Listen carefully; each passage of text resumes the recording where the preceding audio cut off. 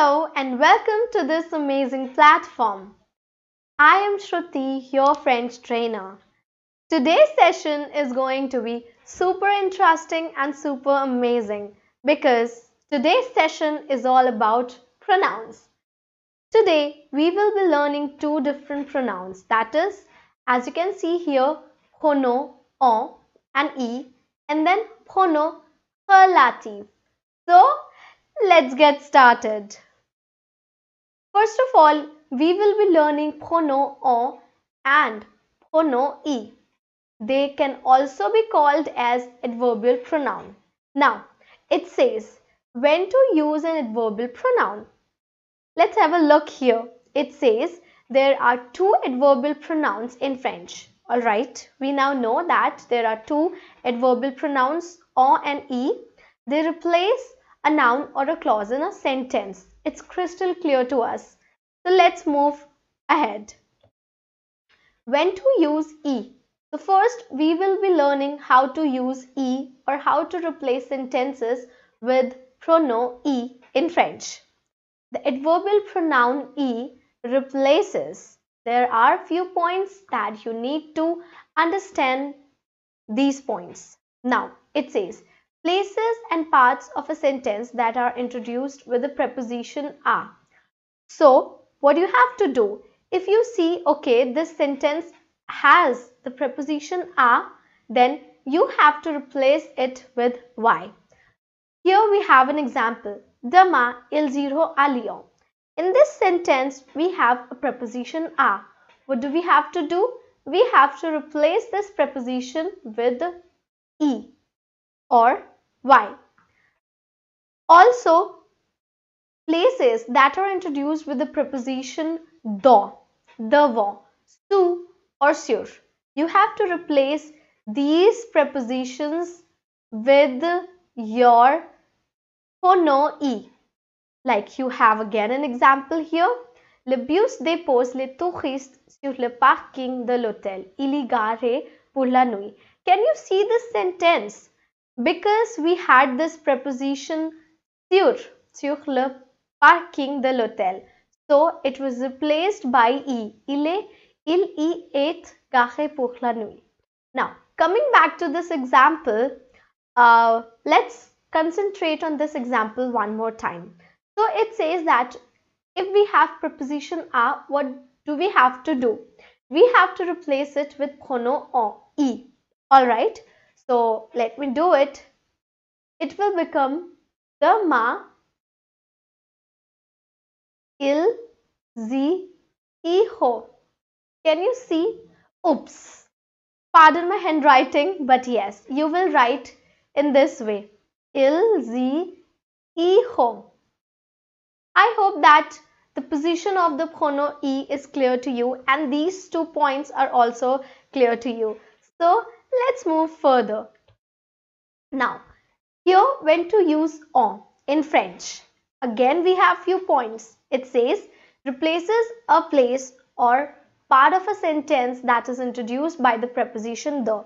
Whenever you have preposition the, you have to replace it with pronom en. Can you see this? Great. Example, ils se retrouvent le soir dans la salle à manger. Alright, let me highlight this. Pour parler de leur visite. Ils en parlent jusque tard le soir. Can you see that we replace la salle à manger with this en? Now here has a partitive function. Now you know what is a partitive article. So it says it has a partitive function. Here we have an example as well. J'achète 5 cartes postales. Jean achète 5. So since it has a kind of number, so we had to replace it with en because it has partitive function. But you will keep the number. Now, let's move ahead. And do you remember in the beginning I told you that this session is all about pronouns, pronouns and pronouns. We learned pronom en and e. Now we are going to learn pronom relatif. It says relative pronouns. Alright, so pronom relatif can also be called as relative pronouns. Are connectors. They link relative clauses to main clauses so that you don't have to repeat subjects and objects. Here we have characteristics of relative pronouns. Characteristics, yes, somewhat they are important, but if you understand how to use relative pronouns, then actually you don't have to pay full attention here. You just can read them once and you will understand it. So connect relative and main clause, we already know this.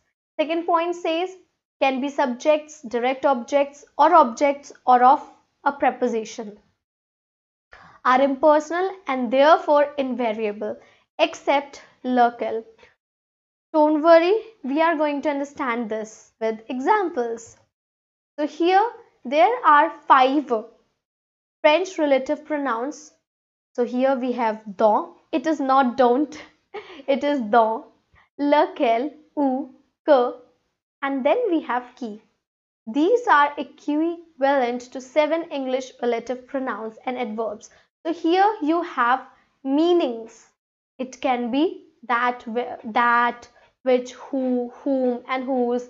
It can be when, and then who is where, and qui is who, whom. So here you have meanings of all these 5 French relative pronouns. If you know how to use that, when, where, which, whom, who and whose in English, I'm pretty sure that you are going to use these correctly in French. Now, here we have pronouns. Oops. Alright. And please pardon me for my handwriting and for my drawing. I know I'm very bad at these, but yeah, it's okay. Okay, so here we have pronoun, functions and the meanings. Dans. It is not don't. People, they say this as don't. No, it is not don't, it is dans. I repeat, dans. Object of preposition, the possessive indicator. Something related to possession. Meanings, which, of which, that, whose. Lequel, object of a preposition, related to object of a preposition, like which, that, and then où, related to place or time. When, where, which, that. Here we have que and qui. It says direct object. So it is only linked to direct object. It is example you have that, which, whom, and qui, subject, object, person of preposition. So it can be subject, object, person of preposition. So the meaning, English equivalent we have who, which, whom, that. Now let us see some examples so you will better understand pronom relatif, qui, que, dont, où, lequel, and so on and so forth. Here we have few examples with each pronom relatif. So first we have les amis que je vois le plus sont Rhea et Mehdi. Now let's go back to the table. Que says direct object. So here we have direct object. Les amis que je vois le plus souvent. The friends whom or that I see more often are Rhea and Mehdi. Now next we have la personne à qui il parle. So let me tell you that this is QUI because next we have elle.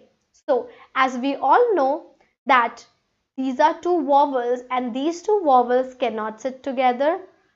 So we had to write in this way. We had to do the contraction. So it becomes qu'il. La personne à qui il parle. Let's go back to the table. It says qui, subject, object, person of a preposition.